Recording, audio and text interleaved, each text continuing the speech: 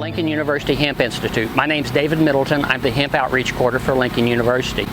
We at Lincoln University are doing variety trials all across the state, and what we're doing is trying to find appropriate genetics that work in a region in their state.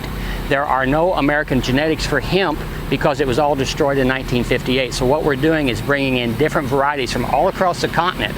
So we have varieties here from China, Italy, Canada, Poland, Europe, that we're trying to find what works for our farmers so that they do not plant something that's going to be a failure for them. Besides Lykeston, we have plots at Jefferson City at the Lincoln Carver Farm and Busby Farm. We also have collaboration with Truman State University at Kirksville, because we want to know what grows here in the Boot Heel will grow differently in Iowa or in central Missouri. We also have test plots at Garden City and in southwest Missouri with collaborating farmers for CBD and CBG plots, because we want to find the best genetics that work for our farmers.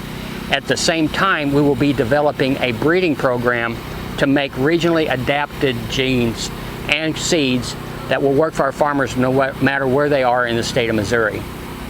So thank you, have a good day, and if you need more information, please visit us at the Lincoln University Hemp Institute.